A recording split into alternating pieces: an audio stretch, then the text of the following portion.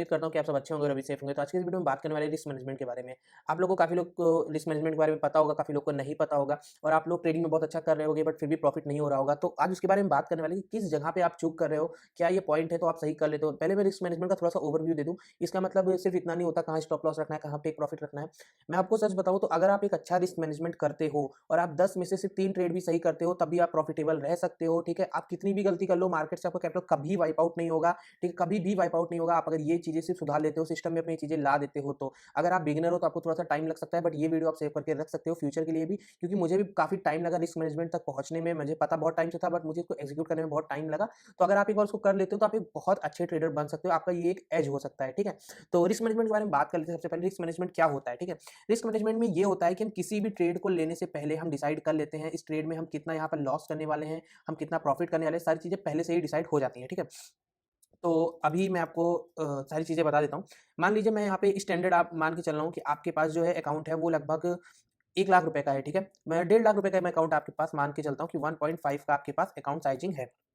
Drawing पे मत जाना, ठीक है? आप लोग बस इतना ध्यान देना, जो मैं आप लोग को यहाँ पे सिखाने की कोशिश कर रहा हूँ, ठीक है? आप लोग ये मान लेना कि आप लोग के पास 1.5 लाख का अभी अकाउंट है, 1.5 का, ठीक? 1.5 का आपके पास अकाउंट है। अब पहले सबसे पहले देखते हैं ट्रेडिंग डेज़ कितने होते हैं, ठीक है? मार्केट में। अगर आप देखोगे तो 30 डेज़ टोटल होते हैं मंथ में।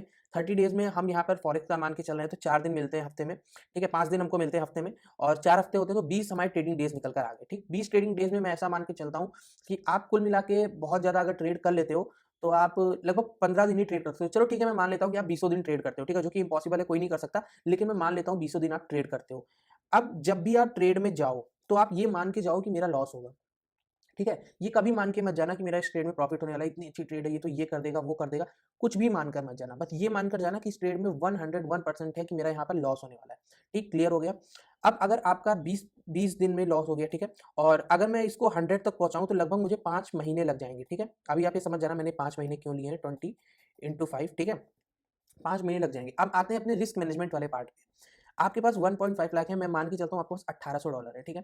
आप अकाउंट में हमेशा $1800 अगर आपको डालने हैं, आप 10, 20, $30 एक्स्ट्रा डालना जिसको मानना है कि आपने नहीं डाला है, ठीक? अगर आप $2000 डाल रहे हो, तो आप 20, $30 तब भी एक्स्ट्रा डालना। अगर आप $10,000 डाल रहे हो, तो 100, $150 एक्स्ट्रा डालना, ठीक है? मतलब 1-2% जो मनी आप डालना, वो ट्रेडिंग में ज़्यादा डालना और उस 1-2% को कभी काउंट मत करना। ये आज तक किसी भी वीडियो में आपको नहीं बताया गया होगा। मैं आपको ये बता रहा हूँ पर्सनल एक्सपीरियंस से, ठीक है? अगर आपका $500 का अकाउंट है, तो आप जब भी ट्रेडिंग करने जाना, आप $520, $530 से अकाउंट में ट्रेडिंग करने जाना, कभी सोचना भी मत कि मैंने $530 डाला है, बस ये हमेशा ये सोचना कि $500 ही डाले हैं आपने, ठीक है? अब आपने मान लेते हैं यहाँ पे $1800 आपका बन रहा था, आप 1820, $1830 यहाँ पर मानिए। अब आते हैं मेन रिस्क के पार्ट पे। आप कभी भी ट्रेडिंग में इंट्राडे में आप स्विंग की बात नहीं कर रहा हूँ, इंट्राडे की बात कर रहा हूँ। आप 1% से ज़्यादा का आप रिस्क नहीं ले सकते हो। स्विंग में आप 2.5% का रिस्क ले सकते हो, ठीक है? According to your portfolio sizing.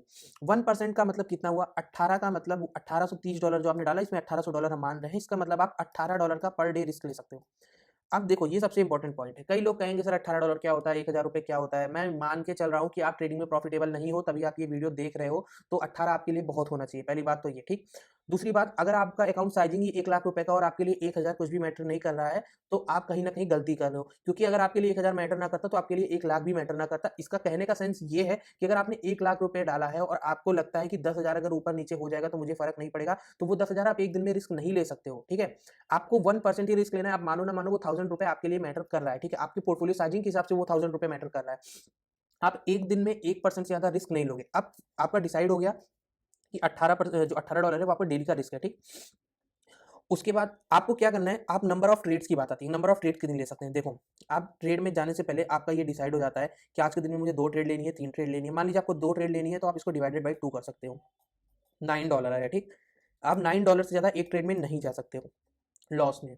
Profit आपको मिनिमम 1:2 रखना ही रखना है कि आपको $36 का प्रॉफिट चाहिए ही चाहिए। आप इससे पहले नहीं निकल सकते हो। एक्सेप्शन केस में आप 30 पे निकल जाओ, 25 पे निकल जाओ, वो एक्सेप्शन है, उसके बारे में बात नहीं करेंगे। यहाँ पे हम रूल बना रहे हैं, तो रूल ब्रेक भी होते हैं, बट रूल जो रूल है वो आप बेसिक पढ़ोगे।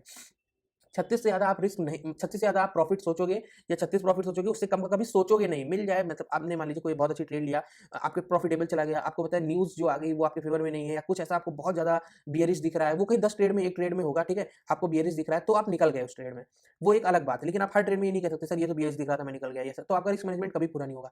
आपका $18 रिस्क हो गया। अब देखो, जितने के पास $1800 होगा, किसी के पास $180 होगा, किसी के पास $500 होगा, परसेंटेज नहीं बदलने वाला, ठीक है?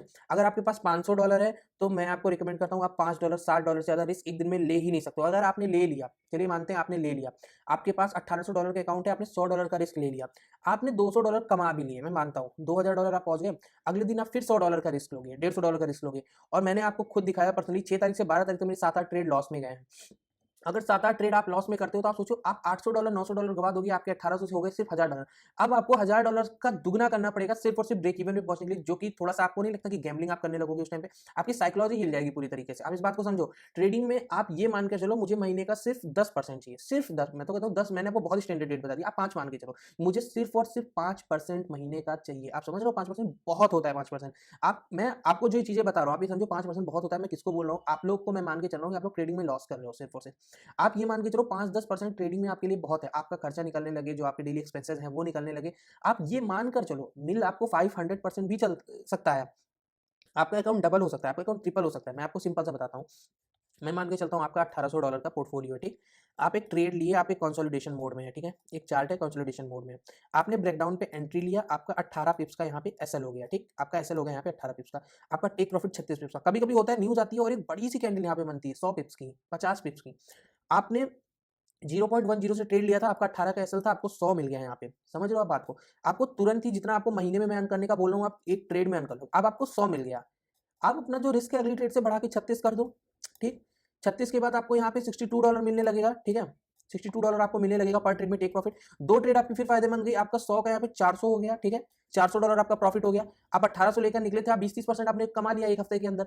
आप जो अपना प्रॉफिट है उससे आप इंक्रीज करते जाओ, रिस्क, अपना रिस्क इंक्रीज करते जाओ, प्रॉफिट टेक करते जाओ। आप कितना भी आगे, मैं ये नहीं कह रहा कि आप 5% ही महीना बना सकते हो, आप साल भर में कैपिटल डबल होगी, आप एक महीने में डबल कर जाओ, वो आपका थोड़ा सा लक फैक्टर में वहाँ पे आएगा, आपकी एनालिसिस काम आएगी, आपकी टाइमिंग काम आएगी, आपकी ट्रेड्स काम आएगी। बट इनिशियल स्टेज में घर से ये सोच कर निकलो। जैसे मैं आपको एग्जांपल देता हूँ, घर से आप अगर गाड़ी लेकर निकलते हो और जब आप अपनी गली से निकलते हो तो आप ये नहीं करते हो कि मैं 100 की स्पीड में निकलूंगा घर से, मुझे मुझे वहाँ पे पहुंचना है, मुझे आपको कहीं पे मान लीजिए 120 किलोमीटर जाना है, आपने कैलकुलेट किया हुआ है कि मुझे जो 120 किलोमीटर जाना है मुझे 2 घंटे लगेंगे वो जाने में, या 2.5 घंटे लगेंगे मुझे वहाँ पे जाने में। आप घर से जब निकलते हो तब तो आपकी स्पीड स्लो ही होती है ना अपनी गली में। अपनी गली में तो आप 70 पे नहीं चलाते हो, आप जब रोड पे जाते हो तब भी आप 70 पे, जब आप हाईवे पे जाओगे तो आप 70-80 चलाओगे गाड़ी को। ये चीज़ को समझो। अगर मैं आपको कह दूँ कि आपको 20 के स्पीड में गाड़ी स्टार्ट करना है तो आप कहोगे ये तो चूतिया वाली बात कर रहा है कि यहाँ पे, मतलब अगर, I am sorry for wording, ठीक है? आप कहोगे कि 120 के मुझे जाना है 70 की स्पीड में, मैंने कैलकुलेट किया 2 घंटे, आप 20 के हिसाब से बता रहे हो तो मुझे कितने घंटे लग जाएँगे वहाँ पे जाने में? आप पागल वाली बातें कर रहे हो। तो बात को समझो, आपको कंडीशन के हिसाब से गाड़ी चलानी है। आपको जो रिस्क होगी, जब एपेटाइट बढ़ेगी आपकी रिस्क की, तब आप रिस्क ज़्यादा बढ़ाओगे। आप कैपिटल पे ज़्यादा रिस्क नहीं ले सकते हो। ट्रेडर का पहला फोकस होता है अपनी कैपिटल को बचाना। एक पॉइंट पे मैं दोबारा आऊँगा जो बीच में छूट गया, ठीक है? ये वाला पॉइंट मैं मान के चलता हूँ, आपका 1% का लॉस हो रहा है, ठीक? आप सोचो, आप पहले दिन ट्रेड करने बैठे, आपका लॉस हो गया, दूसरे दिन लॉस हो गया, तीसरे दिन लॉस हो गया, पूरे महीने आपका लॉस हो गया। आपने कितना खोया? 20% खोया महीने का, ठीक है? और आप 5 महीने लगातार गलती करोगे बिना एक भी ट्रेड में प्रॉफिट किए। 5 महीने लगातार आप गलती करोगे, एक भी ट्रेड में आपका प्रॉफिट नहीं होगा, तब आपका कैपिटल ज़ीरो होगा। और अगर आपने इस रूल के साथ 5 महीने में कैपिटल ज़ीरो कर ली ना, तो आप जब दोबारा ट्रेड करने बैठोगे ना, आप जो 5 साल का एक्सपीरियंस लेके बैठे होंगे उनसे ज़्यादा होगी, क्योंकि आपकी नंबर ऑफ ट्रेड्स बढ़ गई, आपके पास एक्सपीरियंस लेने का टाइम बढ़ गया, आपने 5 महीने में डिफरेंट तरह की मार्केट देख ली। और मैं 101% श्योर हूँ, अगर आप ये रिस्क मैनेजमेंट फॉलो करते हो, आपका अकाउंट कभी भी जीरो नहीं होने वाला, क्योंकि आप आरएसआई पर भी ट्रेड कर लोगे ना। सिर्फ आरएसआई लगा के, मैं कहता हूँ सिर्फ सपोर्ट रेजिस्टेंस, आप कोई दुनिया भर का वीवैप, कोई भी इंडिकेटर भी लगा के ट्रेड कर लोगे ना, 20-30% भी उसका अगर आउटकम होगा, तो आपका अकाउंट कभी भी इस मैनेजमेंट में जीरो तो होने वाला है ही नहीं। तो भूल जाओ कि अकाउंट कभी आपका यहाँ से जाने वाला है। बस कुछ की पॉइंट ध्यान रखना, ट्रेड में जाते ही ऐसा लगा लो, ये मत सोचो कि न्यूज़ है। देखो मैंने एक बार फॉरेक्स में बहुत बड़ी गलती की थी, मैं आपको बता देता हूँ अपनी खुद की कहानी, ठीक? मैंने, क्या हुआ कि मैंने फॉरेक्स में ट्रेड लिया और न्यूज़ थी, मुझे पता था न्यूज़ है, बट मैं फॉरेक्स में नया था, मुझे नहीं पता न्यूज़ का इतना कुछ इम्पैक्ट होता है, और मैंने एसएल नहीं लगाया था। और मतलब आप ये समझो, इतनी बड़ी एक कैंडल बनी, मैं 0.10 के पोजीशन साइजिंग से था, इतनी बड़ी कैंडल बनी कि मतलब आप ये समझो मेरा पोर्टफोलियो वहाँ पर कुछ नहीं तो 20% डाउन चला गया, ठीक है, उस ट्रेड में। और फिर मैं कट ही नहीं कर पाया वो पोजीशन। मुझे था अब यहाँ से तो ऊपर आएगा, यहाँ से तो ऊपर आएगा, यहाँ तो वो आया ही नहीं ऊपर, ठीक है, वो इतना नीचे गिर गया, फिर कंसोलिडेट हो गया। फिर मुझे लगा अब यहाँ पे ये पैटर्न बना रहा है, मतलब इतनी साइकोलॉजी हिल गई मेरी कि फिर मुझे दोबारा पैसा डालना पड़ा अपने अकाउंट में वहां से। पूरा खाली नहीं हुआ, 30% लगभग मेरा गया, 28 से 30% मेरा गया। बट आप ये चीज समझो कि मतलब आप एक दिन गलती करोगे ना तो आपकी वो फिर पूरे महीने की साइकोलॉजी बिगड़ जाएगी। तो होप कि आप लोगों को पॉइंट समझ में आया, सारी चीजें समझ में आई जो मैंने चीजें आपको समझाई। कुछ पॉइंट अगर रह गए होंगे तो मैं पार्ट 2 बना दूंगा। मैं समराइज करता हूँ वीडियो को, ठीक है। आपको डेली 1% से ज्यादा का रिस्क नहीं लेना है, 1:2 का प्रॉफिट आपको रखना है, ओवर ट्रेडिंग बिल्कुल भी नहीं करनी है। मान के चलना है मुझे महीने में से 10% चाहिए।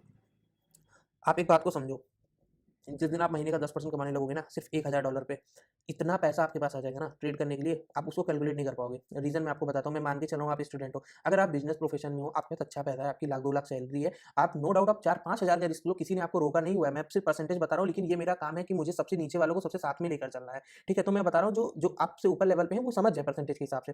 आप एक चीज का समझो, यहाँ पे आप मान लो एक स्टूडेंट हो, ठीक है, आपकी अर्निंग का सोर्स नहीं है, आपने कहीं से 1,00,000 2,00,000 रुपए इकट्ठा किया है, या आप ट्रेडिंग में बहुत एक्सपीरियंसड हो, आप महीने का 7-8 हज़ार कमाओगे, तो मैं मान के चलता हूँ कि आपकी कोई अगर गलत चीजें नहीं होंगी तो आपका खर्चा बहुत अच्छे से निकलेगा मंथ का, ठीक है। आप निकालो, आप खुद के एक्सपेंसेस एटलीस्ट उठा पाओगे, तो आपके जो अगल बगल होंगे, आपके पेरेंट्स होंगे, चाहे वो देखेंगे कि ठीक है लड़का कुछ ऐसा कर रहा है जिससे वो कहीं ना कहीं गैम्बलिंग नहीं कर रहा है, उसकी कुछ अर्निंग हो रही है, ठीक है। तो जब अर्निंग होगी तो लोग आपसे इस बारे में बात करेंगे, आपके बात करने का तरीका ट्रेडिंग को लेकर बदल जाएगा, ठीक है। फिर आप दूसरी तरीकों से बात करोगे, लोगों को अच्छे से समझा पाओगे रिस्क मैनेजमेंट क्या है। आप आपकी बातों में किसी को दम लगेगा तो ऐसे लोग मिलेंगे जो आपको कहेंगे कि भाई मेरा 2 लाख ले लो, मेरा 5 लाख ले लो, मेरा 10 लाख ले लो। तो पैसा तो आपको मतलब इतना मिलेगा कि आप सोच नहीं सकते हो। आज के टाइम में मैं जिस दिन भी चाहूँ मैं करोड़ों मैनेज कर सकता हूँ, बट मैं नहीं करता हूँ किसी का पैसा मैनेज। मुझे नहीं पसंद है, मुझे अपना पैसा मैनेज करना पसंद है, क्योंकि जब जब मैं लॉस कर रहा था तो किसी ने पैसा नहीं दिया कि ये लो लॉस कर दो, और तो अब मैं प्रॉफिट अगर करूंगा तो मैं किसी के पैसे से क्यों प्रॉफिट करूंगा, ठीक है। हाँ, अगर कोई मेरे साथ काम करने वाला कोई है, कुछ है जिसको मैं जानता हूँ, जो प्रोफेशन में जो थोड़ा सा ठीक है, जो कभी फील्ड में नहीं था, उससे मैंने ले लिया, उसके लिए मैंने प्रॉफिट किया, वो एक अलग चीज़ है। लेकिन अगर कोई ऐसा आदमी जिसको मैं जानता भी नहीं, जिससे मेरी कभी की मुलाकात हुई, वो आएगा तो मैं उसका पैसा नहीं मैनेज करूंगा। तो आप लोग को भी नहीं करना है, किसी का पैसा मैनेज नहीं करना है। लेकिन मैं आपको एक तथ्य बता रहा हूँ कि अगर आपके पास स्किल्स होंगी